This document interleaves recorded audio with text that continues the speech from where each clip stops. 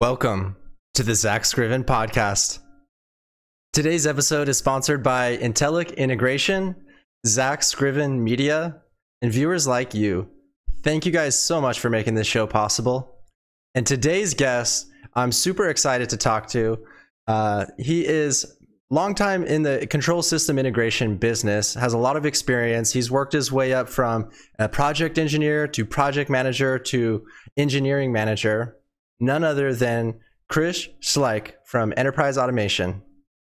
Before I bring Chris on, though, I do want to play a couple videos and give some background story on how I got him. Schleich, Enterprise Automation here. I'm in my office. I have my glorious backdrop here that reminds me to keep the big picture in mind. But anyway, this is my first LinkedIn video ever, and there's something that triggered it that I kind of wanted to get across that's really cool from another person a lot of you are going to know. So I don't often get gifts here at work, if ever, or unexpected boxes. I usually know exactly what it is. And wow, look at that. Look at that beautiful black anodizing. It's a professional grade microphone with a USB port here. And I got to imagine some of you will know Zack Scriven sent this, and he is going all in with content creating. You can kind of tell his passion, but I think we were going to have a conversation. I think part of that's for that, but I think, Zach, what you're probably trying to tell me is encourage me to get out there and do more, because this kind of is on my mind. I just in general feel I'm at a point in life where I understand a lot more than I did when I was first coming out of school and getting in the control systems and a career in general. And there's just so many things I think I could get across to people and deliver insight to them earlier than I found it myself, and hopefully make things easier for them. That's kind of my big ethos at work here also, whether it be technology, personal growth, or whatever. And I'm kind of discovering that is a bit of my passion. I just haven't been exactly sure what platform or how to do it. So anyway, Zach, thank you for that. And I kind of reading into this as you just encouraging me to get out there and do it more and not have an excuse like, oh, I only have headphones or whatever. But anyway, very unexpected, Zach. Very cool. Thank you. Thank you much. And yeah, we'll see where I go with this all. Chris, we're live on the Zack Scriven podcast. How's it going? Good. Thank you for having me, Zach. Thank you for having me. I've really been looking forward to this. Me too. Like I was kind of having a rough day today, and I was like a little bit down. I'm like, I hope that doesn't come off in the podcast. But I got home and I was like, super stoked to do this. I filmed a couple of videos, filmed the intro video, filmed the mid-roll advertisement video. So you'll have to check those out on the re-recording. So again, thank you. So my first question is, we're gonna start it off, and basically, if the listener only has like 5 minutes, I want them to get the most out of 5 minutes. So my first question is, if they can listen to the whole thing, that'd be awesome too. But if they only have 5 minutes, this is the best question. What advice would you have to someone in the control system integration business or in any business at any level? What advice would you have for them, their 5 minute take home? Oh, that's open-ended, huh? Oh man, where to start? I've been, I guess, real quickly to give some context, I feel I'm about 39 right now, and I really went on a self-growth tear, I'd say, the past 5 years, and it opened my eyes to a lot of things beyond the engineering, right? What they teach us in school and what you learn in the vendor training and whatnot. And I think if I talk generalization with at least my life's path of what advice I'd give for it would apply to business is figure out ways to build self-awareness. If I'm just trying to boil it down to one thing, that's what I would probably say. And it's because self-awareness is just going to catch so many other improvements, growth you can do for your business, whether it's sales, whether it's engineering, teamwork, working independently. Self-awareness is kind of learning human behavior, learning your own motivations. And I've found, I think I was telling you earlier a bit, we were just warm up chatting, that the more I've learned, another cool thing about pursuing these kind of things, reading books or whatnot, is they also allow you to reprocess your previous history and learn a lot more from them. And I found I had that experience.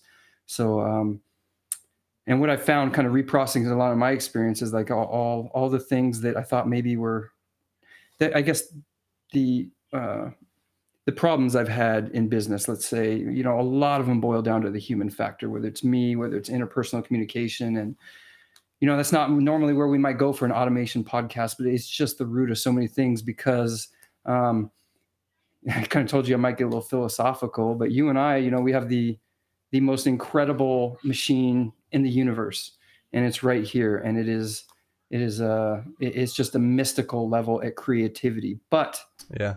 you know, there's a lot of ways to go off the rails, whether it's communication with each other, you know, assuming when someone shares your vision just because you had a little 5-minute conversation for maybe it's a complex project.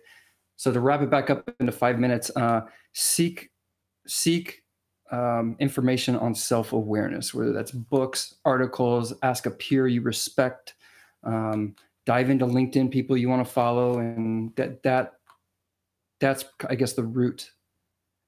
And everyone I've ever met that's really successful usually has some element to this. Successful long-term, I should say.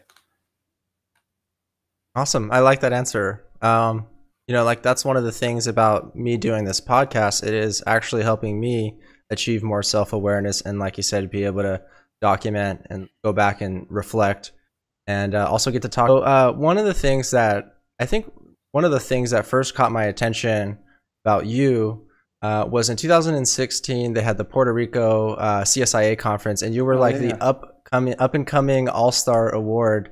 I think you even did he's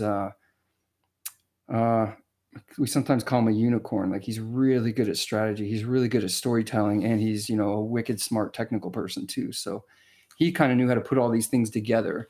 And he wrote a package that really the committee that read it just instantly picked it. And I guess if I were to speak to my contribution to that, because it may sound like, well, is that really an award? Is the story he told was real. So I guess, you know, I at least accept partial credit for that. Okay. So that's essentially how I got it. Okay. Do you want to tell us a little bit about your background? Sorry, real quick. That story's, I think I posted on my LinkedIn too. So okay, if you want to check it out, you can see it. Awesome. Do you want to tell us a little bit about your background in controls integration and kind of your path from, you know, engineer to project manager to engineering manager, and what that looked like for you, and kind of where you were at each step of that transformation? I'd be honored to tell that story. So how did I go? I guess if I just speak really to the spark of technology and kind of why you and I are talking and why, you know, why we're in this industry, I think you at least identify with part of it. So I studied mechanical engineering at UC Davis. And why did I choose mechanical engineering? I liked robots. I liked monster trucks. I liked watching cement trucks go down the highway when I was 4. You know, it's all kind of mechanical, boyish type stuff. And for some reason, I just tied that all up into mechanical engineering. And obviously, you know, you've been through engineering. It's a bit different than what you picture when it was 4. But so that's how I got into that academic path. And then once I was in mechanical, I kind of realized, you know, I didn't grow up tinkering with bikes or go-karts or anything. And so I kind of didn't realize, like, if you want to be a mechanical designer, it's actually a talent. The people really good at it, you know, even before the curriculum, they had been doing stuff since they were a kid. And I really didn't have that. And I kind of did a little bit more electronic stuff. And I found through some of my internships that, in fact, specifically a machine shop where they had PLCs on a custom machine. And I saw the thing, and I just saw lights and things moving. And I was like, I don't know what it was, man. I just latched onto that. And I think it was just like being, if I'm to use my earlier words instead of my big boy words now, it's just turning down that light switch, being the light switch person. It's like, wait, you mean I can bypass all the CAD and all the fluid formulas, and I can just work on the part that brings the actual thing to life? You mean this whole facility is running off that little brain I programmed? And so that got me pumped up about the industry. And maybe I'll, if I need to shorten this up, let me know. But I think part of my story, part of the audience I want to build is younger engineers. I kind of want to explain to them what's ahead of them, and give them some of the things I figured out earlier so they can be even better. And so my story, I kind of goofed off a couple years in UC Davis and turned the GPA down a bit. So when I came out of school and was doing career fairs, I had a lot of experience, but that was kind of a flag. And so I was not able to get into controls right away. And so I ended up taking an aerospace job while I studied and tried to figure out how to get into controls on the side. And I bought a package called Cold Water PLC. They're still around, but they essentially are a full simulated RS Logix 500 simulator. And they have this little screen off to the side that has process simulations, and you can kind of watch your code, crash cars at a traffic light or crash bottles until you get it figured out. And Nice. And what's interesting is at the time I didn't realize it, but that was giving me a lot to talk about in interviews and cold calls with people. And so I ended up landing a controls job down in San Diego with the now owner of Enterprise Automation at a different company. And Scott and I really just hit it off right away. Sorry, that sounds like conflicting. Yeah. And again, I didn't have words about culture or did not about a bunch about personality at the time, but it was just easy to work together. Our standards were the same and whatnot. And so we really hit it off. And for some other side stories, I'll bypass. He had to leave like 9 months after I started. And so I ended up leaving that firm. And I bounced around a few companies, including Solar Turbines, which was my target company in life. It was just like the mechanical. I was going to be a controls engineer at Solar Turbines, right? There's just going to be these gargantuan gas turbines that worked at my will. And that was my ultimate goal. And I ended up getting there. It wasn't quite what I thought. And I bounced around a couple more jobs. And I was about to give up on engineering altogether because I thought engineering was the problem. And I was going to go be a firefighter instead. And I was doing a bunch of classes for that. And the degree was so hard to get. It was like, am I really going to let this go? I'll give it one more shot. And Scott had moved up to Orange County in enterprise automation. And I decided, I know I liked working with Scott. That felt right. I'll take the chance and I'll move up there. And that's kind of where I guess the enterprise automation story starts, and kind of, I guess maybe where I can try to tie this up a bit that covers the rest of the piece in a shorter amount of time is coming out of school, I had a real chip on my shoulder thinking I was not as far along as I should have been. I don't know where exactly that story came from, but it was just incessant year after year after year. And that really drove me to learn new things, to get better at things. And I'm just kind of generally wired where if I see someone that can do something I can't, I try to go learn that thing. So, with enterprise automation, it was like, man, why does Scott always have to do the invoicing? And it wasn't jealousy or anything. It was just more like, I could probably do that and help him run the company more. And just year after year after year of that is kind of where my growth came from. That's awesome. So, that's a pretty cool story. Sorry, I was just checking the chat. I actually went off the wrong screen for a second, but no, that's a really cool. I could say one more thing about my story, since you just mentioned that. To wrap up how I've got to my position is if you're watching this and if my message is resonating with you, maybe you're younger or earlier in your career, is look at what your boss is doing and figure out how you can do it, and start simple. Like, what would help him, her, their day go better if you took it over? Start asking, start trying that, start seeing if they'll turn it over. And that's how you build skills. Hey, what if I put your project schedule together? Hey, what if I did your invoicing? If you're a smaller firm, do you think I would be able to write that specification? That kind of stuff. It just builds up over time. Awesome. Would you say that there's a type of engineer that is meant to be an engineer their whole life, or there's a type of person like yourself maybe that started out as an engineer but really is more well suited for management and like interpersonal skills? I mean, do you think management is for everyone? No. And I think a lot of people, before they even understand what management truly is, already have the gut feel it's not for them. Okay. I could expand a lot, just to let me know on which piece you'd want to hear about more. I think I guess you earlier question, yeah, I think some people are meant to be an engineer, but not from the standpoint of they should be pigeonholed to be an engineer. I think there's people who, the technical part's my passion, and I just want to system build, and I want to get better at it, and I want to enrich, and I want to know more about that part. And hey, we need to have a meeting about timesheets. Nope, I'm out. So what would you say that you love most about the control system integration business? I know you kind of talked about this a little bit earlier, but yeah, yeah, actually you already said this question. You said, you know, you love seeing things start, and you mentioned your college responsives, like seeing things turn on and off. But will you tell me, you have a much more diplomatic and seasoned answer for why you love controls integration. Would you share that with us? I read this like a few weeks ago on LinkedIn, a comment. So you remember? I kind of have a couple common themes I talk about. One, I can't remember if I commented on this, that I really like about the business now is, I actually talk about this in recruiting sometimes. So if we have a facility versus a machine, but like a large facility, right? Maybe let's just say it makes milk or something. There's a lot of engineering disciplines that went into that, from concrete to pump selection to pipe to materials to electrical, the MCC. And I kind of like, even though the construction industry may not view me this way, you and I are the last discipline in the door. Yeah. And everyone's looking at inanimate objects until a controls person comes and fires it up.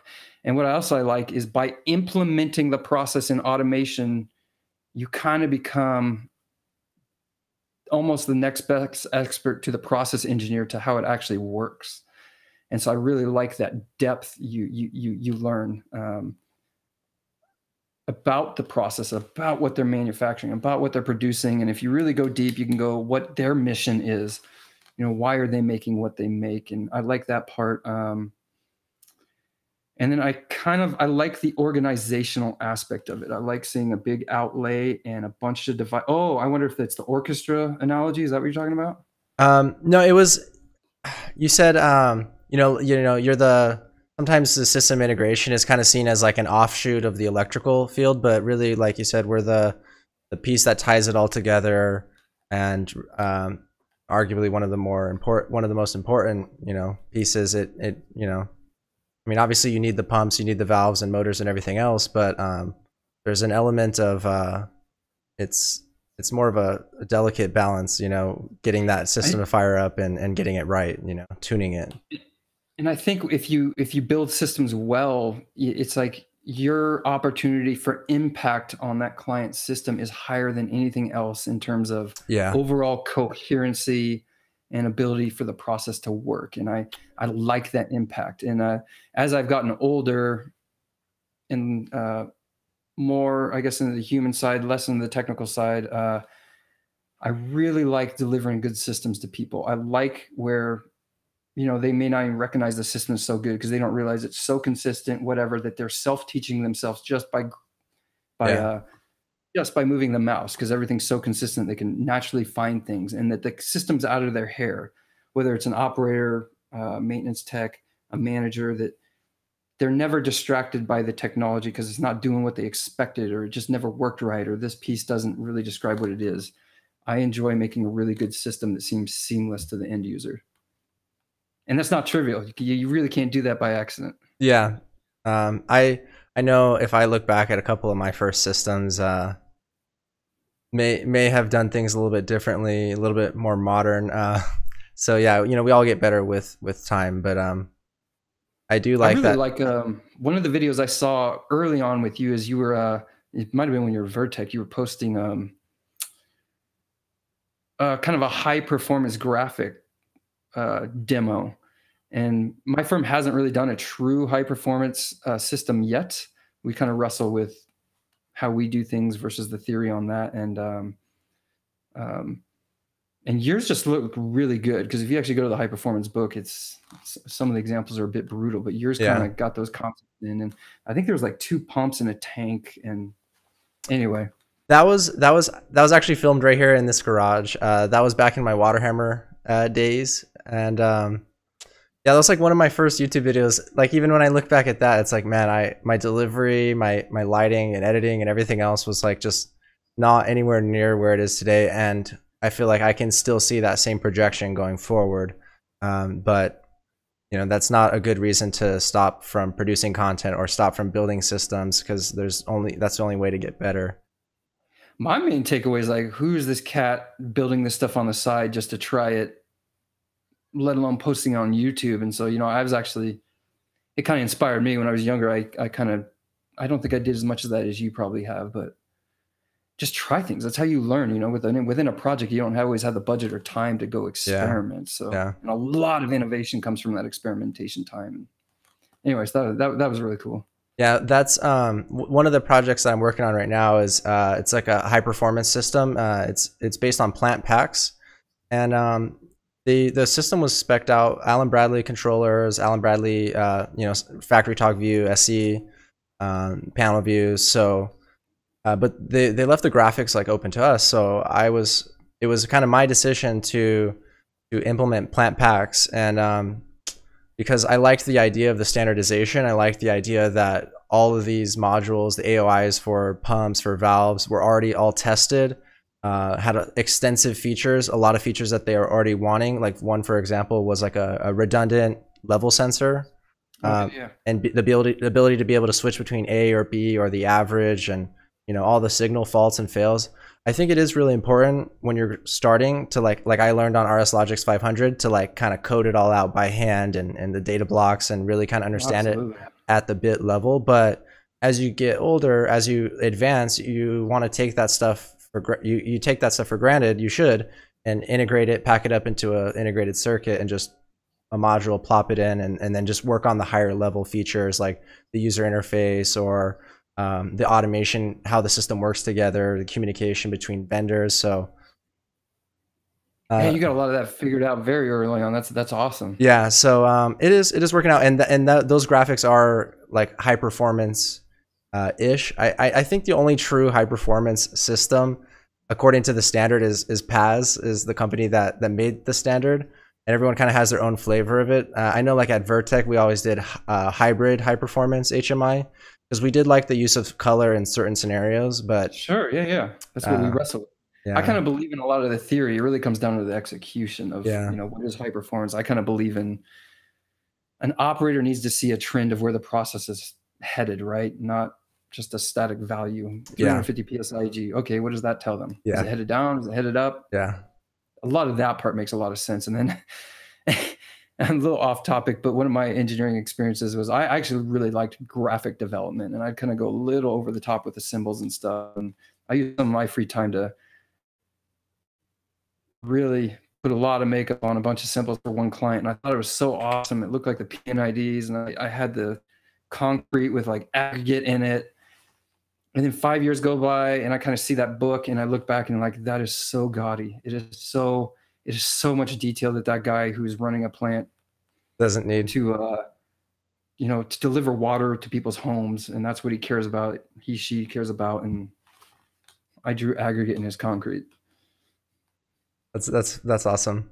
So let's see, let me pull up my questions here. What sources do you recommend for getting training?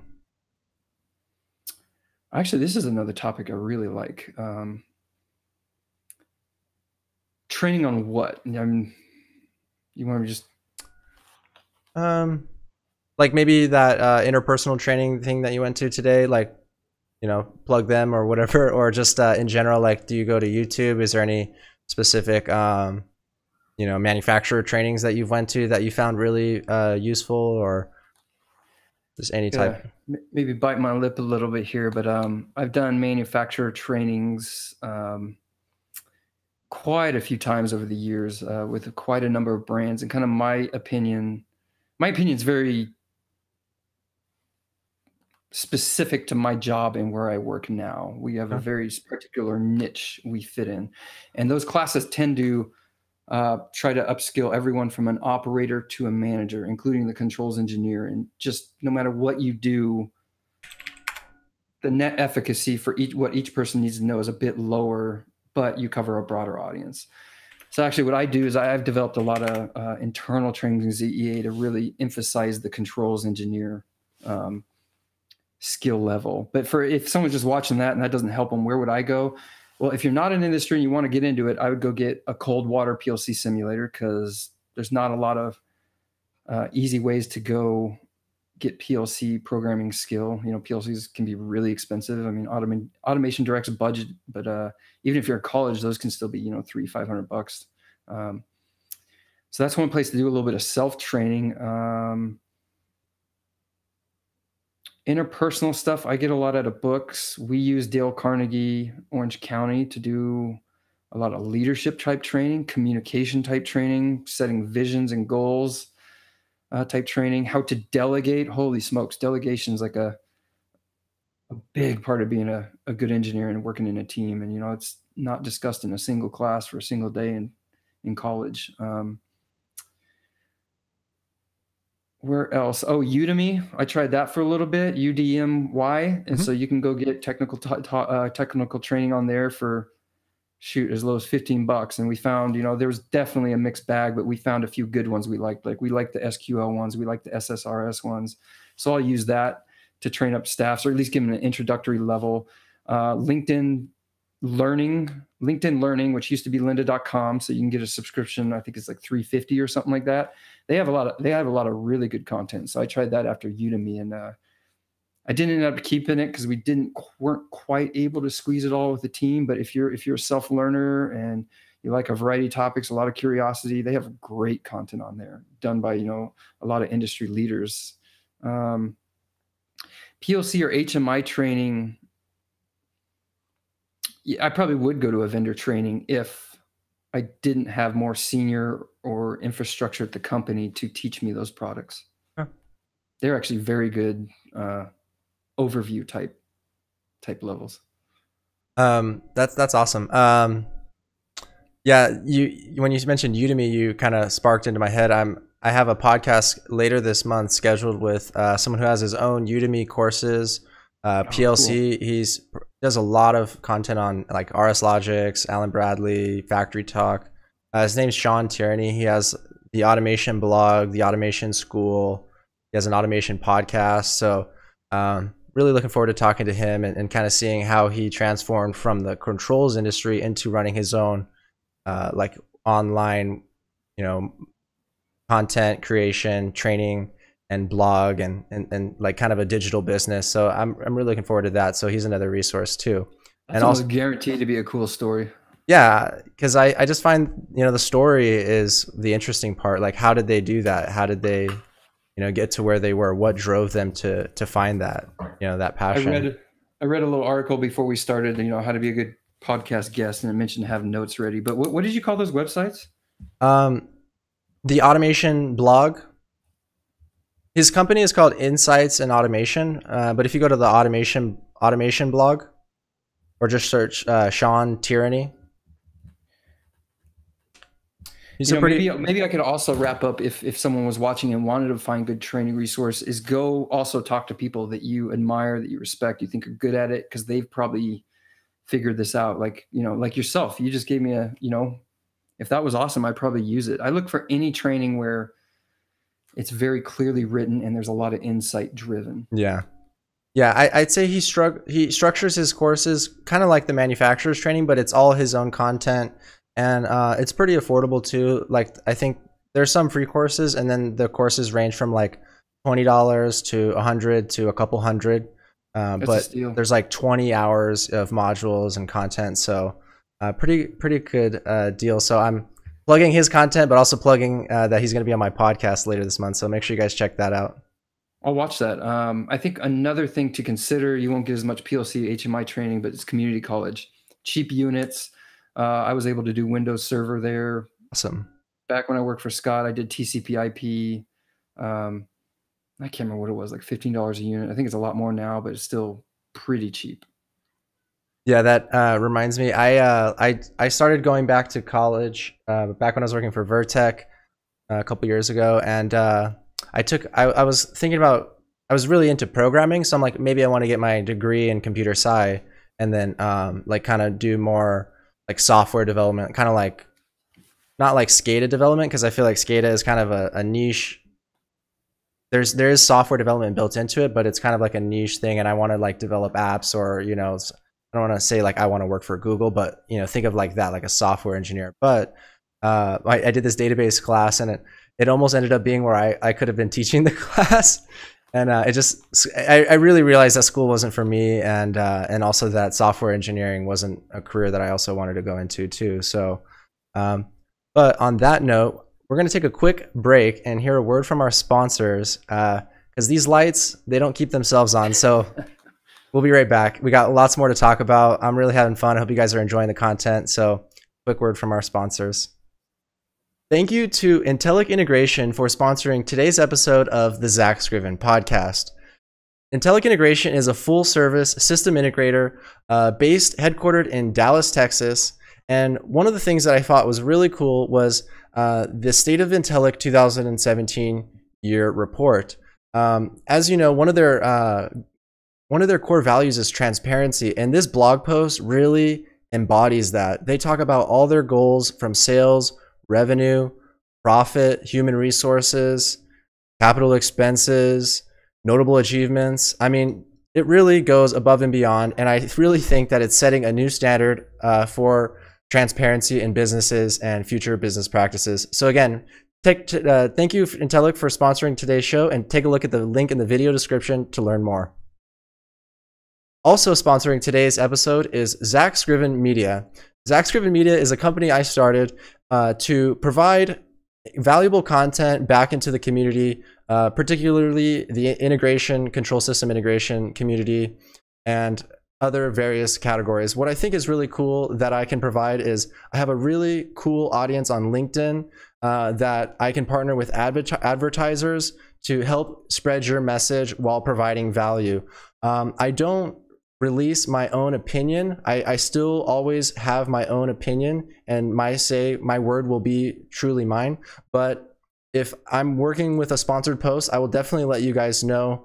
And yeah, I think there's nothing wrong with that. This podcast takes a lot of money. There's a $400 mic that I want to invest in pretty soon here. So a lot of this money just really goes into hosting and video editing and things of that nature. So it is really cool. So reach out to me if you guys are looking to potentially sponsor an episode or do a sponsored video, or whatever you guys have in mind. I'm willing to work with you and partner with you, because I am that optimistic and passionate about what it is I do. I love creating videos and talking to you guys. So speaking of you guys are also making this possible. So thank you to the viewers.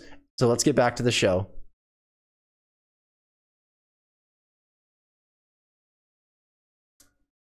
And we are back. We are lagging pretty hard. Okay, now we're good. All right, so hope you guys enjoyed that commercial break. I try to make it like as fun and entertaining as possible for you guys. And I really do think that content marketing, integrated marketing is the way of the future. So that's why I'm out here. I'm not the best, but I'm learning. So that's the only way to get started, right? Yeah, speaking of, if I ever venture in that territory, you're probably going to be my mentor that I go ask about where can I get training and how does this all work? Awesome. So I have a question, but I'm going to first start it off with a quick video that we tried this earlier. So hopefully this works. So I'm going to play this for the audience.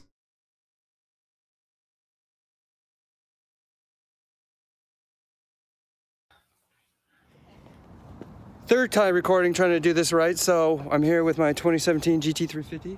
My favorite car ever. Obsessed with watching videos about it. I made my own video, and then someone left a comment like, hey, I thought maybe you'd start it. And well, I don't know if that was their tone, but it kind of, my video did lead up to where you think I would have started it, and especially since that's one of the main characteristics of this car. So here's it's starting with the normal exhaust mode set.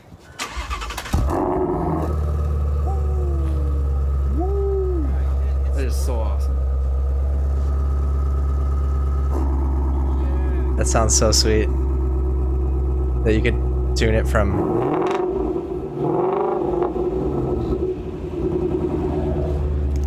Yeah. Trusted helper. All right. So make sure the audio is still coming through. Yeah. So my question is, Are you going through a midlife crisis? It's funny you ask that because every single friend I have and my wife are asking me the same exact thing. So I don't think there's anything to be I don't know. ashamed about that. I think I'm going through midlife crisis. So Oh, I'm not ashamed about it. I think, you know, I think one thing I've kind of figured out too is I really appreciate vulnerability in people, and kind of makes everyone feel better when, you know, you talk about what's actually going on. So I yeah, don't know if I'm in a midlife crisis, but it is kind of an acute decision I made. I've been driving mainly Hondas and cheap cars all my life, and all of a sudden it was just like snap. And then I go get a black Mustang just last year. What I really wanted was the GT350, but yeah, I don't know. Maybe that's what my wife claims, but you got to have something in life that, you know, it's like your escape, your kind of your hobby, your yeah, enjoyment, right? maybe this is a bit personal, but I've always been like a kind of a lifelong saver and very conservative. And I think maybe just hitting a certain age too, where maybe that is what a midlife crisis is, where I'm like, okay, can we have a little bit of fun here? Yeah, I think that's awesome. You're gonna hopefully one day we'll be able to take a ride in that thing, and you'll show me. Just for the record, just to be clear, because one of my friends did think I was like having a nervous breakdown or something from having bought a black GT, paying a gargantuan amount of depreciation. Oh my God. To getting the GT350, they said like, what is going on? Like nothing's going to make him happy. And I just want to clarify, I'm a mechanical engineer, and the GT350 is a very, very specific car that does very specific things that make you smile. Yeah, Uh, and man, I love it. And I actually, I kind of try to practice gratitude through it also. yeah, I think that is pretty cool. And I did see your visceral response video.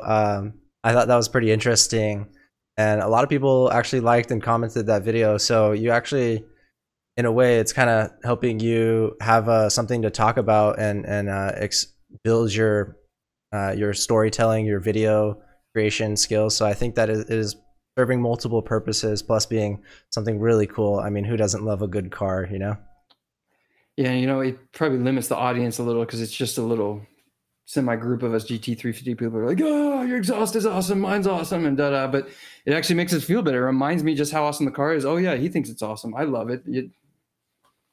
Anyway, and you know, the other thing, the video you just showed me, you know, maybe it'll have a little limited audience, but kind of to your point and what you're doing and why I like your content is I've kind of found the past couple of years, I've been really drawn to stream of conscious, really authentic, laying it out there, real talk. I mean, I one of my favorite videos I watched that kind of led me to make those other ones was by a guy who now runs a company called Obsessed Garage, and he basically has self-admitted OCD, and he washes his cars in these videos. And of course, that sounds like the worst thing ever, but he's talking business and he's talking life and he's talking about what's really going on as he goes it, and it's just something aspiring about it, something freeing about it, and kind of that's the style I'm looking for. And I know a lot of people aren't going to like that, but some people are, because I Yeah. know I can't be the only one. And I see what you're doing. You know what I mean? Yeah. There's something for everyone. And also like creating your own content is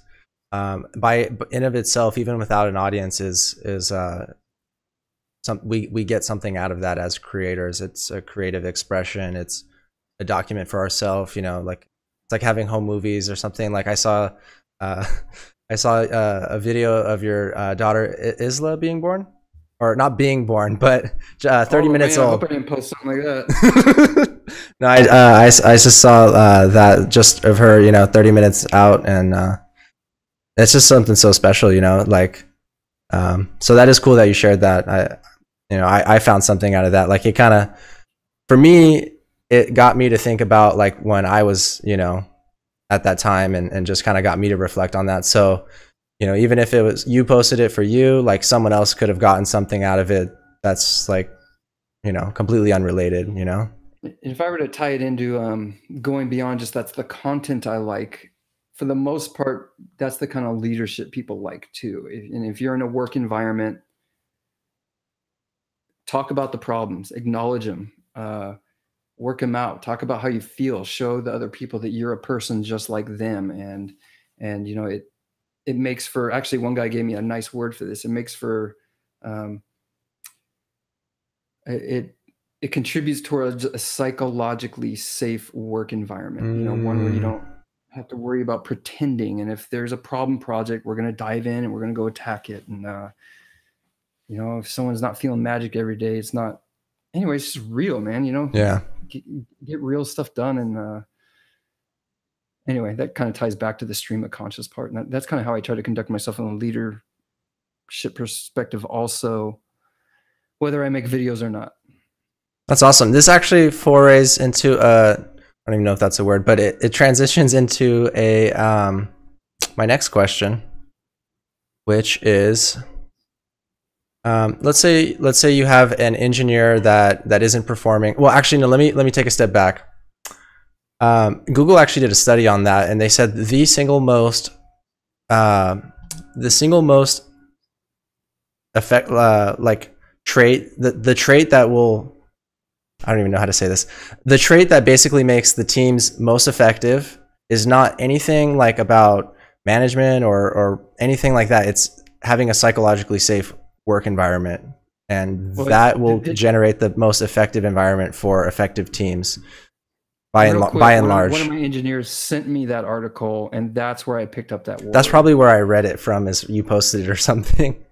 And you know, and we were kind of already doing things that led to that, but now it's like, now that you have the word, you can, that's kind of a weird word. I try not to go too touchy-feely. Sometimes the engineers will accuse me of that, and, you know, let's do some more technical training, but awesome. That's the way to make a good environment. So anyway, sorry, I kind of interrupted. No, that's cool. So I think that is something that you guys are doing at EA that is pretty cool. So my question would be, like, let's just use a real world example of, and show someone how, you know, how you might handle a situation like where an engineer, you know, is like a top performer, but you noticed maybe he is starting to struggle. His productivity has gone down. His or her productivity has gone down. And like, what would you do to try to fix that? Oh man. I'd say I would probably have observed things already. So it wouldn't necessarily be an instant surprise, but you got to try to figure out what is behind the behavior. And I don't mean you don't go into people's mind per se, but there's either something that's going on that leads to a behavior, or some lack of consequence, or something that allows the behavior to persist. But speaking of my previous point, you know, we're people, we're messy. Things aren't always perfect. So it's, you know, there's ups and downs to life. So it's kind of, you gotta have a holistic view on what is going into that performance, you know.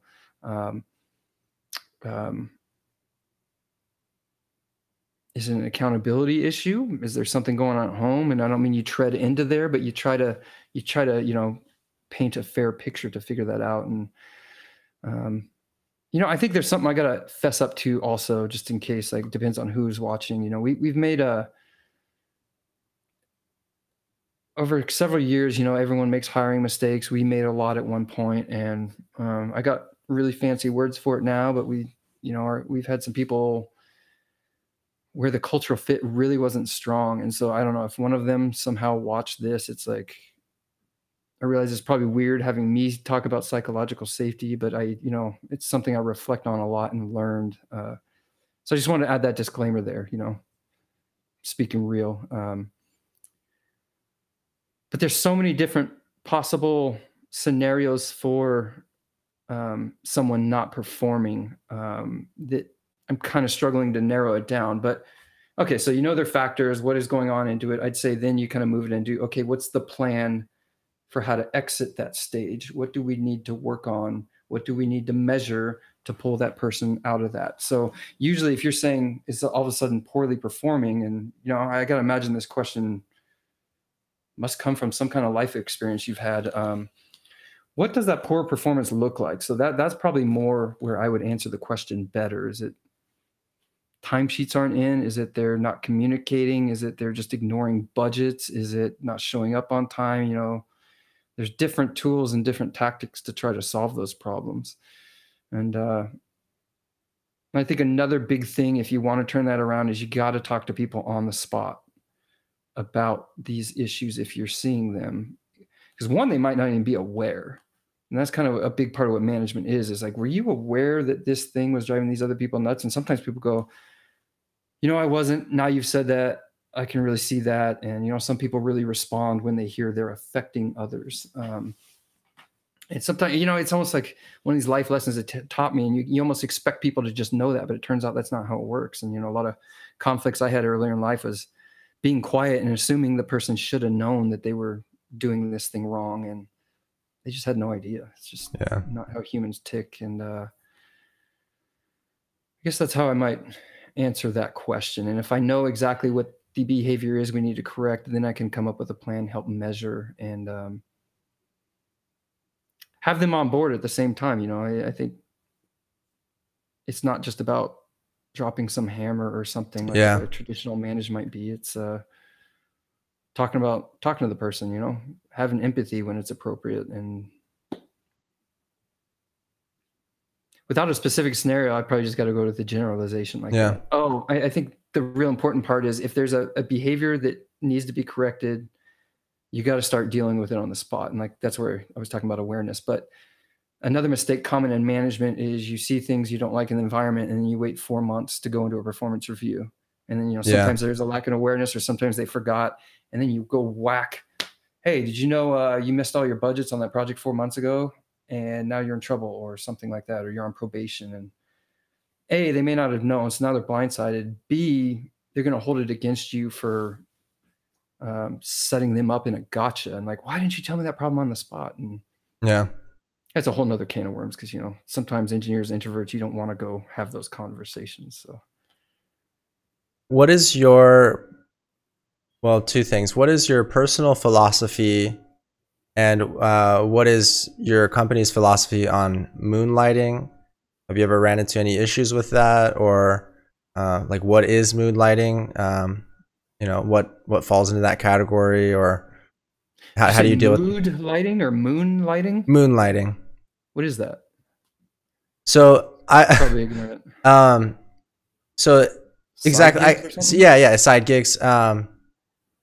So whether that's, obviously, I guess the worst case scenario would be like working directly for a customer that, was EA's. And then I guess then on the spectrum of like not okay to okay, it's like, okay, maybe moonlighting is in the evening you're going to school. So like, is that moonlighting? Could that be taking away from, their productivity at work? Yeah, maybe. And then somewhere in the middle, like maybe they're doing consulting for like something that's not even in the industry. Is that moonlighting? Is that affecting their work-life balance? Does it make a difference if they're single and have a bunch of free time, or if they have a family and don't necessarily have that much free time? Like, what is your personal philosophy, and what is your policy at your company? I don't necessarily speak for the owners, so I just got to say that, and we don't have a policy on that per se. And I think I wouldn't mind any of that stuff, as long as they're performing the job. They're alert, they're still present when they're working. They're not, constantly on the side, running the side gigs or something like that. And I haven't actually run into that really. We do have people that go to school at night. We do have people that have like one person has a pretty active Instagram profile, but they're super professional about it, so I don't have an issue. No, I guess if I was to have a policy, is like, if someone's doing something like that, they got to have some motivation, whether it's passion or they want to get somewhere. And I'm not going to step on that at all. Okay. Awesome. And maybe you have some other vision where you can think of a manager who stepped on something, but I wouldn't know the specifics of that scenario. Okay, cool. I think where I might, if they started moonlighting on the side for like a customer another firm worked for, or projects for the same client EA has, but they're doing it on the side, that would get weird. We'd probably have to step in for that. And that's a good answer. I think I like that openness. Because there are certain companies that are just like black and white.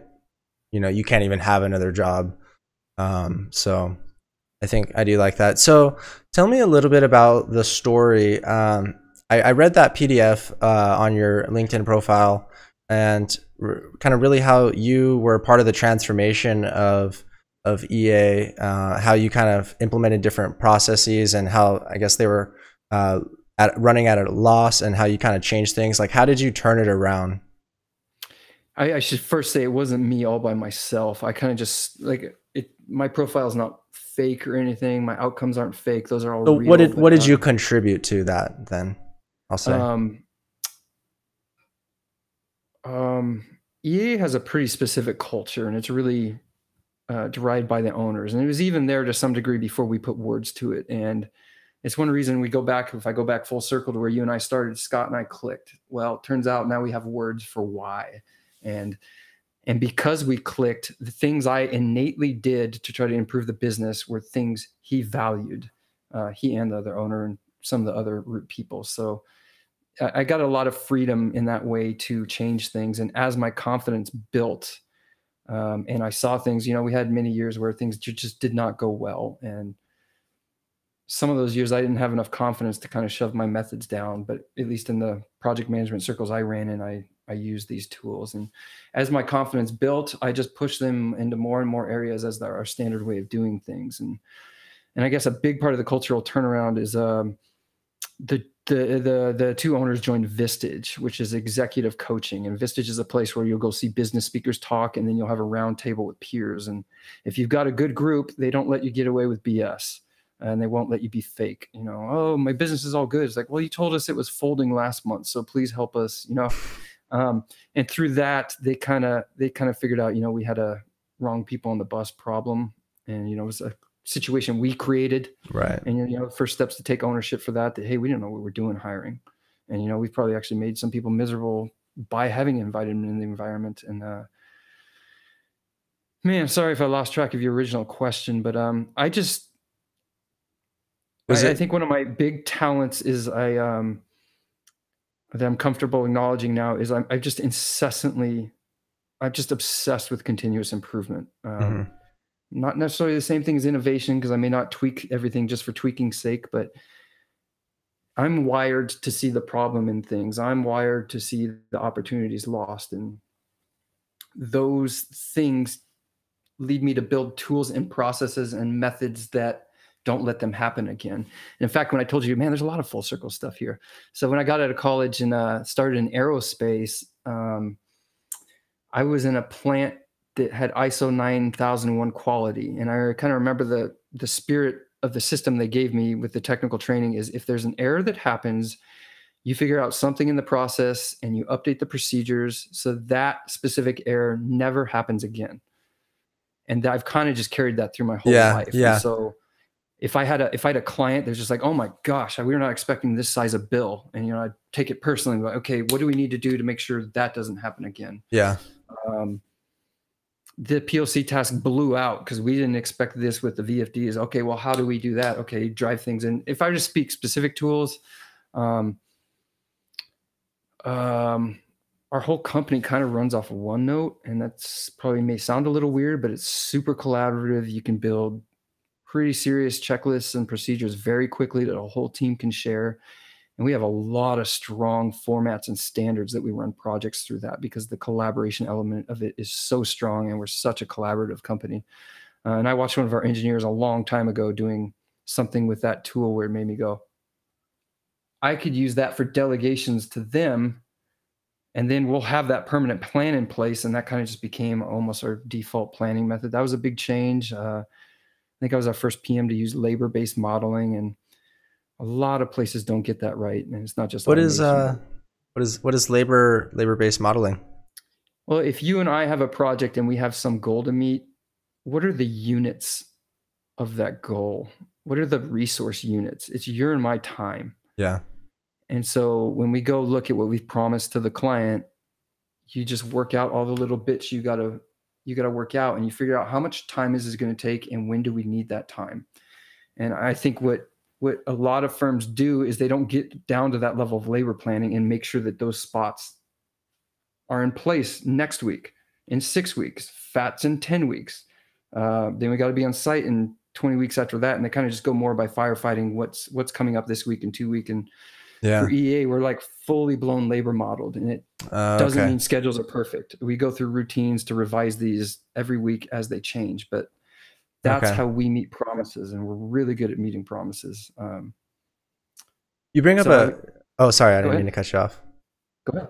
No, I was going to say, you bring up a really good point, because one of the things I noticed, it's like, if you're an engineer and you're working on a task and then you get something thrown at you, like from some other project, and it really kills your productivity, because, you know, then you got to get back in the tank, and then, you know, like a couple things happen and you put out a few fires, and next thing you know, your day's done, and like you didn't really get to work on what you said you were going to work on for 8 hours. So I think having that schedule allocated like really defends the engineer. Like, it's really important to produce is to like find time to be productive. I don't know if that like is intuitive or not, but you know, it just doesn't happen like magically. Like, you got to focus on it.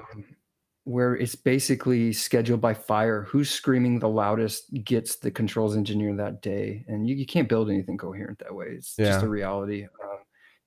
You can win a lot of low bids. I still don't understand that, but oh, you just made me think of another thing. Oh, to my story, I'm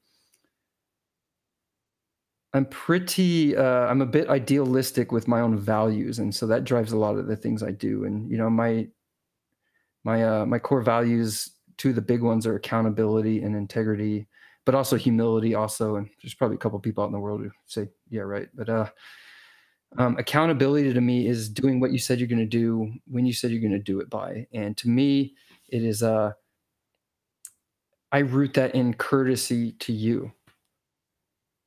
If I make you a promise, it's courteous to you that I live up to that. So you don't have to think about that. You don't spend into your mental RAM worrying or checking in with me, right? I owe that to you to free up you to do your other stuff. And so essentially in my position, I'm able to help find people that tick that way. And I'm able to kind of through various mechanisms set that as the expectation in the environment. And when we have the right people, it's not totalitarian or anything like that. It's just like this natural vibration everyone hits because we've got people that all think that way, and it kind of self-sustains to some degree. So those have been my impacts. A lot of it's been on the hiring, screening side, and giving advice to people we need to let go, people we need to hire to get the environment right. Awesome. So yeah, I guess we're still just kind of finishing up the question of like your impact on how you kind of like turned things around. I don't want to say like turned it around, because it sounds like it was like a ship that was sinking or something, and I don't know if that was the case or not. But we had a bad couple of years, and each of us tell the story a little bit different, but they were really unfun for me. So yeah, go ahead, keep going. I think one of the things that I know contributed to it is like you took ownership of the company.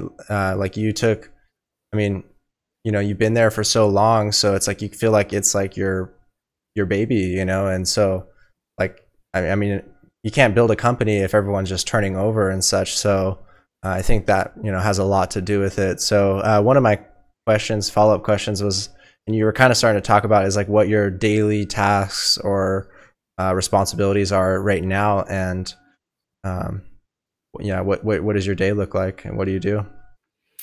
Yeah, thank you for the question. I think one more thing I'd add is another good thing or another very helpful thing that contributes to my style is I remember what it's like to be that engineer, you know, the junior engineer at level 1. And, you know, like whether it's a closed door meeting or a problems in the environment, no one's dealing with it, or a team member who's not really working out, it's your job to try to make it all work. I really have that in mind. So I really try to lead and manage from that perspective. How do I remove roadblocks from people? How do I make them feel that we're looking out after them and the environment? And so if I transition the question now, I think I do a lot of things to, I put it on the profile, but I'm supposed to model the environment or model the culture we want. And that comes very naturally to me because, like I said, Scott and I met and we hit it off. So I'm kind of just an innate element to a lot of the things we describe in our culture. So, so I'll do recruiting, going to career fairs, talking to people, and then we have a pretty involved interviewing cycle to make sure that we have the right people and that we're the right company for them also, right? Good long-term fit goes 2 ways. So we make sure we do that. I do a lot of training. I do a lot of mentoring. I'm kind of a risk manager. I'm known as being a little bit of a hawk, and I just kind of have from, I have built many systems. I have made many mistakes myself, and it's given me an intuition over the years for like the small signs or the conversations you don't hear, kind of these subtle things to go poke and prod around. So I do a lot of that through reviewing the company's time, its metrics, talking to the other leaders, talking to the engineers. How's your project going? Oh, it's good, except, really stressed out about this budget. And then, oh, well, why? That kind of stuff. And a lot of that. And then we're trying to build a safety culture where we have a more formal safety program. So that's on me, and I'm doing some things there to make sure we're operating on site more safely, and run the engineering team meeting every 2 weeks to make sure we're talking about the procedures we claim are important and that we're still doing them that way. Or if they're dead, let's clean them up or revise them, like just being an agent for the organization running well overall. Awesome. That is really cool. I think so. I mean, sometimes, I'm making it sound really good. I'm pretty passionate about it too. So sometimes, I might have a bit of a response, but through my own learning, I try to manage that. Being excellent's not easy. And I guess that's a weird claim to make, but yeah, our firm is doing very well right now, and we are above average, and we dump an immense amount of resources into it. And awesome. So it's not saying, like we're special. It's like we're going through work to get that result. What's cool is I think that someone out there that may be listening to this may consider applying to EA. I know that like I had a guest on my podcast last who actually someone reached out to me and was like, hey, I saw your podcast with your last guest, and I think she'd make like a really great like business development manager for our company. Like, would you? And I'm like, wow, that's really. He said it's like, oh, it's the best interview I've ever seen, and like so I don't know. It's kind of cool. So I don't know. I don't know if she'll take that offer, but I did send it to her because I thought. Well, I'm obviously talking about my mom here, but I sent it to her because I thought she'd feel really good that it portrayed her in a positive light, and and for the same thing for you. I mean, I don't know, maybe the job offers will start flooding in. It sounds like you're pretty happy at EA, but maybe some applicants may find this, or like really spend, like if they spend an hour to really identify with who the culture is, like who the engineering manager is, and whether or not that'd be a good fit for them, that could save a lot of people like a lot of time and headache, like from being in a job that maybe is not for them, or maybe attracting a person that wouldn't have applied to attract them. Hey, I really like what this company's got going. So I think to your point, it's kind of in the back of my mind a bit about these videos. Like, is this good for EA? Is it not good for EA? Is it good for Chris? Is it good for Chris? And I'm kind of just come down to, I'm going to try to be professional, and I just kind of don't want to care about the image as well. It's like, it is what it is. If I were to be your manager, you're either attracted to it or you're not. And it's best for everyone if we can try to figure that out up front. Cause I can't fake. I am who I am. I'm get really hung up on, doing things at a very high level. That can be stressful if you're not the right person, or if high level means something different to you. To me, it means, you get the details right. You don't use weekly patching to try to hit your quality mark and those kind of things. Yeah, maybe one day artificial intelligence can scrub these videos and transcribe them and come up with a profile and figure out like everyone and know whether or not who's a good fit. And I don't know, like, but that's what's crazy. It's like this video is out there, it's history, it's documented, it is what it is. We have nothing to hide. So that is what is really cool. So I do have a couple more questions here, but my question for you is, do you have any questions for me? Oh man, I did think about that. I just wasn't sure if I was supposed to ask him. Where did you get this idea for podcasting? I mean, I may make it sound like podcasting, the new technology. Why did you want to start one? I listen to bazillions of podcasts myself, so I'm kind of curious, where did your seed come from? That is a great question. So my first podcast, So I've been watching like a lot of Gary Vaynerchuk. I don't want to sound like, because like I mean, everyone's starting a podcast because Gary. I don't really think that was it. I mean, obviously it's had a little bit of influence, but that was more so just the influence to like just kind of get started, and like the world is changing. Like you need to start putting yourself out there and such. But my first podcast, I was doing like, is back in like 2000 or 2017, like end of 2017, end of last year, like December, and crypto was like mooning, and I got really interested in it. And I just had an idea. I'm like, I'm just going to start doing a live stream video update. I did it like once a week, and I was like, I'm going to just talk about crypto, what's up, what's down, you know, what are the new things, what are the news. And so I was live streaming it to my like personal Facebook channel, and did one to YouTube, and I started crypto mining, and I came across this guy's channel. His name was Brandon. He had a channel called Brandon Coin, and he was doing like daily updates on like what each coin was mining, what each graphics card, like how much it was hashing, and what that payout was per day. And I found it really cool. He was actually a car guy, so for him, like the details of the hardware of the cars is, he got that same fix from like tinkering with the graphics cards and the mining. So but I reached out to him, and I sent him a video. I made a video. I'm like, hey, I just bought this card on Amazon. And it was like, it was really overpriced at that time, because like everything was just surging. I'm like, I don't know if I should sell it now. Like, should I return it, or should I mine with it and try to get my payback? And he ended up responding, and then I kind of befriended him, and I was like talking on his, sorry, this is a really long story, but I think the serendipity of the way that it happened is actually really awesome. But so, you know, I'm like commenting on his videos, and I was in his live stream. I donated like $10 just, you know, just cause why not, you know? And so I kind of became friend with him, and I'm like, hey, why don't we do a podcast where, you know, I'm mining, and I could talk about my mining experience, and then you talk about yours, and I do a podcast for my channel, you do a podcast for your channel. And he's like, all right, yeah. So we did it, and it turned out all right. So, but that was podcast episode number 1. I just did it. You know, I had no intention or idea of where it was going to go. In my context was like, I didn't know if like you listen to like a Mark Maron or like Airbnb podcast or something that you would go get off. You know? Oh, I was actually on an Airbnb podcast. So over the last year, like I started in 2016 renting Airbnb, like renting my downstairs bedroom on Airbnb. Like my fiance was videos on that also. Yeah, she was like kind of, you know, on maternity leave, and so to help supplement the income, I'm like, hey, let's just start renting on Airbnb.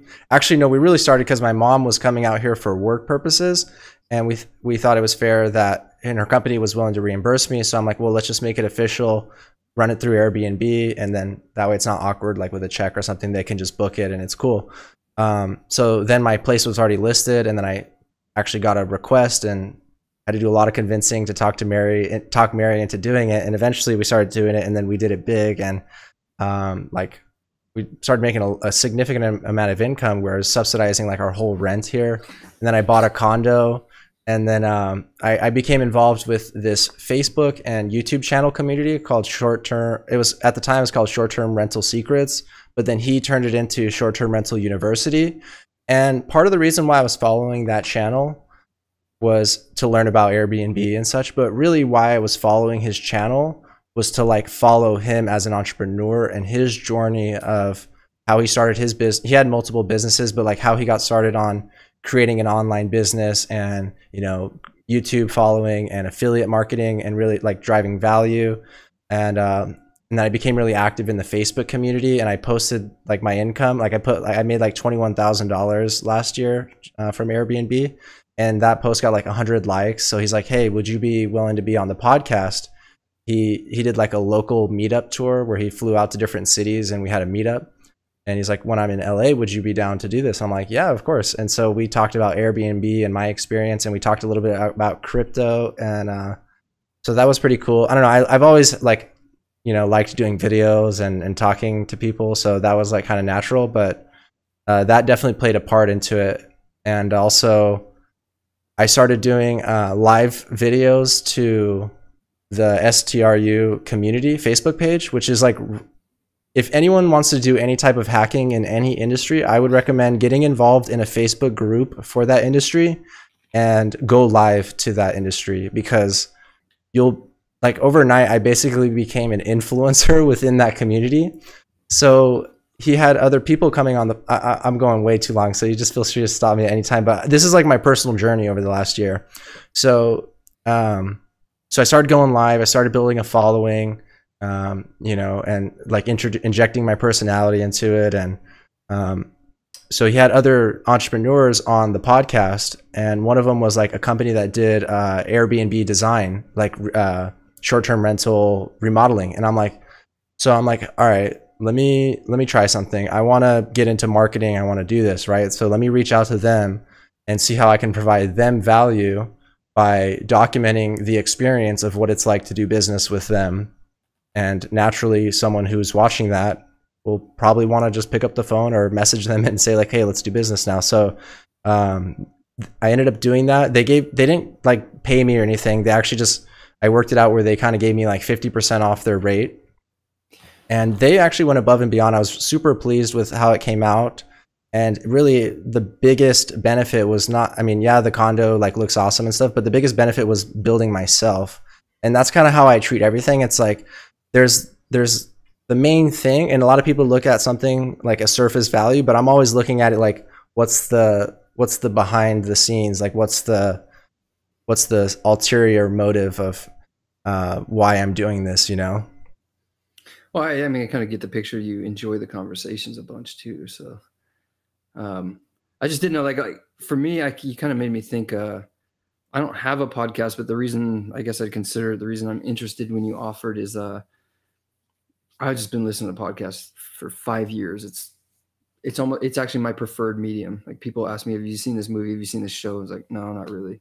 Have you listened to Joe Rogan podcast? No. What's a podcast? And at this point, you know, sometimes I still hear that today, and it's like, you don't know what okay. All right. I'm actually having to rediscover music a bit just the past few days and remembering that, because I'm just so used to podcasts. I don't know how much time we have, but we can go as long as we want. What you kind of, yeah, I mean, you just got a unique background, and I guess I'm curious. We probably lost all the viewers after that like 10-minute spiel I just gave. Whatever. Yeah. If that's what mattered, you wouldn't make it this far anyway. Yeah. I guess what's one of your main takeaways, or a couple of your main takeaways having? So I didn't even answer that. I didn't really answer the question. I don't think, of how I actually started doing the automation. So I don't even really know. Let's see, so I had my sister on the podcast, and then I was like, well, why don't I have my mom on the podcast? And I'm like, well, why don't I just have everyone in the industry, like why don't I reach out to Walker? Because like he's a like well-known person in the industry, like, and let's see if he'll be down to do a podcast. And I'm like, well, shoot, let's just call it the Automation Month. And then like after I had that idea, I'm like, hey, Walker, why don't you sponsor the video, and like, let's make this legit. I'll make an advertisement video for you. It'll be cool. I sent them, I filmed the video and I sent it to them like as if they had already paid for it. And they're like, shoot, like, we'll not only pay you, like, let's sponsor the whole month. And then I reached out to Wonderwear. Like I went to that Wonderwear conference and I did that Wonderwear video, and like I got so many likes and views. I think that actually had a little bit to do with it as well. Like seeing like, I've been doing a lot of work on YouTube, but like the effort that I'm putting into LinkedIn, it's like it's taking off so much more. So I'm like, let me just build on that. Like it's working well, so let me just continue to build on it. And man, I can tell, and now I kind of feel like maybe I'm in your bubble or something. It's like is LinkedIn transforming rapidly, or is it just because I follow you and so much of that content's transformed? I don't know. Like I said, I don't know if I'm in an echo chamber, but LinkedIn video is really new. It only came out like last year, but I'm trying to think of what my actual first native LinkedIn video was. But yeah, it is transforming. I see it becoming, you know, like the business YouTube, and it's brilliant because it's like such a targeted audience, you know, like Like my last podcast on YouTube, like it got like 100 views within a week. But the first 10 minutes of it that I posted to LinkedIn got like 700 views. That Wonderwear video got like 3,500 views. So, and then like my connections has grown from like 1,000 to 1,250 in a few weeks. And so like I'm just connecting with everyone. Every time I connect with someone, I'll reach out to them personally and send them a message, say thank you for connecting. Another hack that I use is like I'll go to every single one of my connections and endorse them for something. Oh, yeah. And that drives a lot of engagement. I mean, every time someone sees your name, it's like, oh, okay. Another hack that I use is like I'll find a specific company. So like anyone from DMC, in the last week, like I've connected with like 70 DMC employees, and then I see anything about their company. I know that they are a pretty cool company. I went to a training with a few of their employees for WinCCOA, and I think they, from what I know, pretty progressive company. We've borrowed quite a few ideas from them. They've just blown up, and they're just kind of like no nonsense, be yourself, run an excellent company kind of. Anyway, awesome. It's interesting you brought up their name. Yeah, so now it's like, all right, over a course of like a week, I feel like I'm the water cooler chat right now. I mean, maybe I'm not, but I mean, like you'd probably be surprised at how these little things, like this effort that you put in, actually pays off. Because like I went to the Wonderwear conference and people were like, "Hey, I saw your LinkedIn video. I like your YouTube videos," and it's like, wow, that gratification, that affirmation is like really awesome, and to know that people like it, that's what drives me. What else was I gonna say? I was gonna say something. What's kind of your main takeaway having run a business before? I'm actually not an entrepreneur myself, yeah. So I can't wrap my head around it. Don't want to run an integration business. I think that it's a very tough business. I think service complexity I don't know, maybe things will be different now, but I think at the time I was a little bit inexperienced, particularly in the sales and communication, delegation. Those are all things that I had trouble with, so it's really hard for me to grow the business. And plus Waterhammer was already kind of like a ship that had sailed, so it was harder to kind of choose the direction of it. So maybe things would be different if I were to start it now, but I'm more so, I don't know, I've really kind of come around and really embraced sales and realized that it's a life skill and not just like, I feel like always like, oh, sales is like, you're just shamming someone, you know, like I looked down on sales. Most people have that. I had that also. It's a stigma that I had, and it's not true. Like without sales, you're basically teaching someone, you're showing them the value, and there's nothing to be ashamed about that, you know. Yeah, maybe there are some. A lot of sales is relationship, right? You're just shooting the stuff with someone that you happen to do work for, and that's actually what's going on. And they say, you know what's a real pain in my neck? Da da da da da da. Well, shoot, I can help you do that. Let's get you home earlier. You know, it's like same as you. I kind of pictured as kind of the used carsman cliche, and yeah, I'm actually kind of trying to study that myself, and you know, slowly learning it's not. And I was actually pretty decent at a repeat business with clients I knew, and it's because I don't know, I didn't know it was sales. I thought I was just hanging out with some guys I knew. Yeah, that is good. My dad was pretty good at sales. That was really his passion. You know, he could do the work himself, but that's what he liked to do, is just, you know, hang out with the good old boys, you know.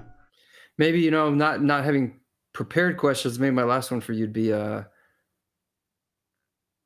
sometimes I try to go too deep, but I guess, how's life changed with having a kid, or what's your big insight from having that? It's kind of like you always hear you don't know what it's going to be like till you have one, and man, is that true, right? So what's that look like on your end?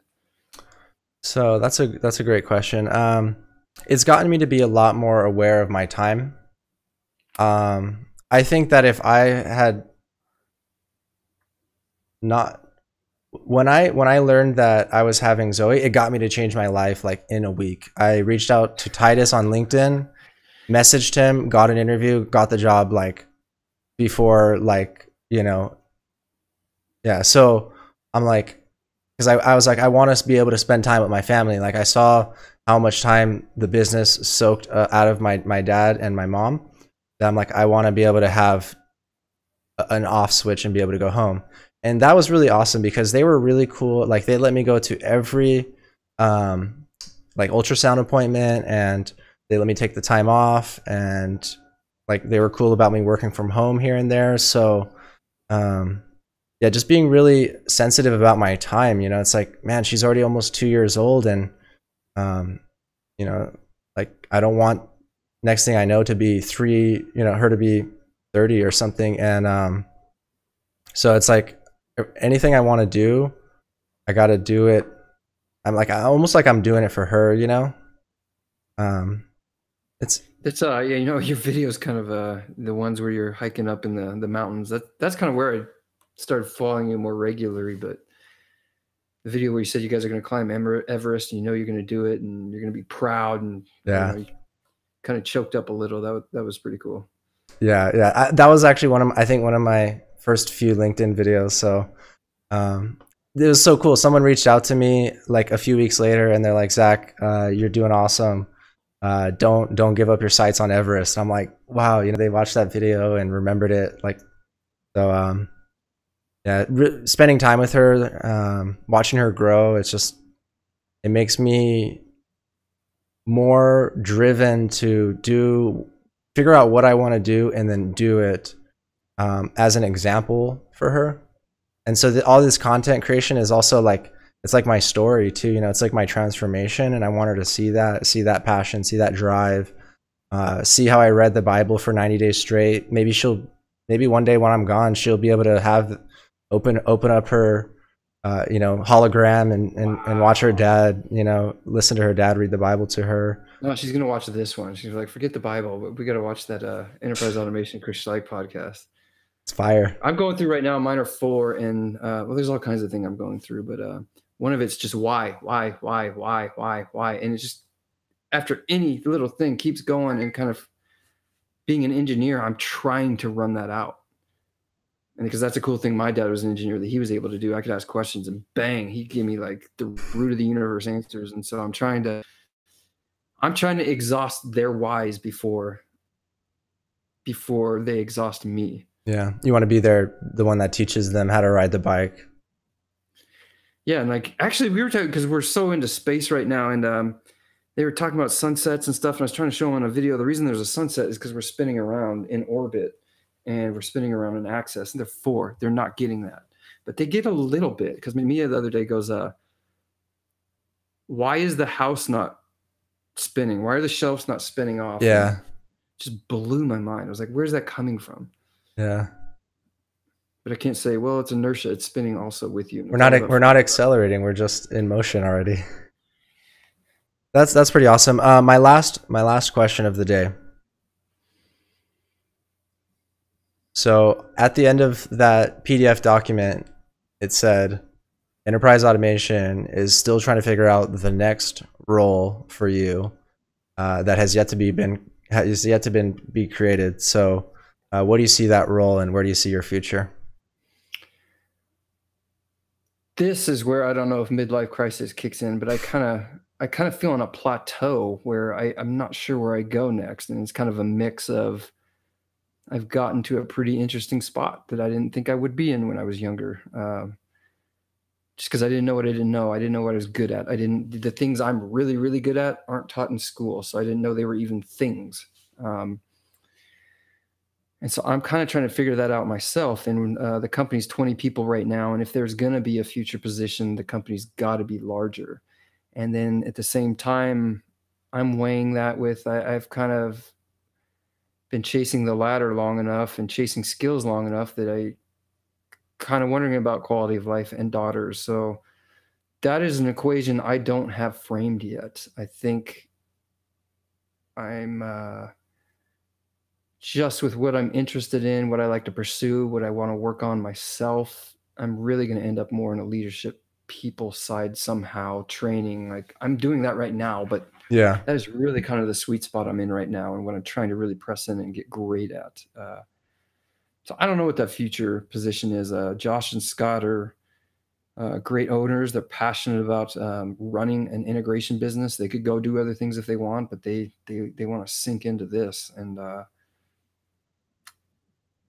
we don't know what that is. We're still plotting a growth strategy, and kind of the company size might dictate that a bit. But I have a lot of super bright young engineers on our team, and it's just kind of the perfect audience I want to try to, what can I tell them that I didn't figure out till later that I can advance in their case so they get better, faster, less stress. I mean, it's not going to remove mistakes. Mistakes have to train you things, but what are the ones I can bypass for them? And I'm kind of like obsessed with that question and trying to deliver that and pull it forward. And so I'm in a really good spot. It's actually, I did a personal mission workshop with a company out here, and it helped me sink in the words of like, what am I really after? And EA offers me a lot in my current position for my current understanding what my mission is, what I'm on earth for. And that's what I was talking about, where I might get philosophical and stuff. These are the kind of things bouncing around in the head. Well, I hope today's podcast maybe helped you further realize what that might look like for you. I hope that you continue to experiment with your content creation and video skills and your car. I hope you don't kill yourself. Yeah, so maybe that has something to do with it. I don't know. But I'm excited to see what the future has to hold for you. Yeah, I appreciate the opportunity. I want to thank you for having me on. I want to thank you. I don't know who saw my video, but Zach sent me this microphone so that I sound great and I can do my own content. So I'll be checking that out. And actually, to your previous question, what do I think the future holds? The biggest thing I'm wrestling with right now is what you're kind of doing, what we're doing here. Do I jump into that? Would that time come from? There are certain messages with certain audience. I think I can really help them, start their career, get farther, have confidence sooner, lead better. And I'm just trying to figure out what format is that in? How big can I get that? And it's not even about big, it's about impact. What platform allows me to do that? And yeah, like my inspiration on that regard. You're kind of dragging me along a little bit. So I'm sorry. For the podcast. Awesome. Yeah, my goal would be to just, almost just kind of not beat yourself down, but really just put yourself outside your comfort zone. And that's like where you grow a lot. Like the other day I was taking the Financial Peace University class, and I got up in front of like 100 people and grabbed the mic, and I was like, I kind of went through this exercise. I'm like, all right, everyone close your eyes and just visualize yourself like up here giving your testimony, like what that looks like for you, like what God is going to do for your life, what transformation you're going to go through. And so like I was like super scared, but now it's like the next time I go up and talk in front of people, like maybe I'll do public speaking or who knows, but it's just all a learning experience. A lot of people that you probably impacted wouldn't know to go tell you that they did. Maybe some did, but yeah, your kind of impact's probably. Maybe I'm just seeing the tip of the iceberg. That is always something to think about. And if you ever want to shoot the breeze again, I mean, you're super busy, so it's not like you're gonna have free time. But picking up any of those conversations before the podcast, let me know. Awesome, thank you. I appreciate that. Or anything and help. I do like fostering digital relationships, but it's also important to have personal relationships and get some shoulder to shoulder time. Yeah, man. Thanks for having me. All right, we'll see you next time, Chris.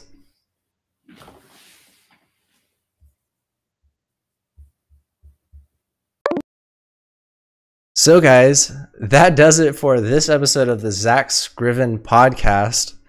I hope you guys enjoyed it. Let me know if you guys have any questions for Chris. Please leave them down in the comments below. I'll be checking them out. I'm going to answer every comment. And if you guys have any questions for Chris, just leave them down there or connect with us on LinkedIn. I'll put a link to Chris's contact information in the description or on my blog, zackscriven.com.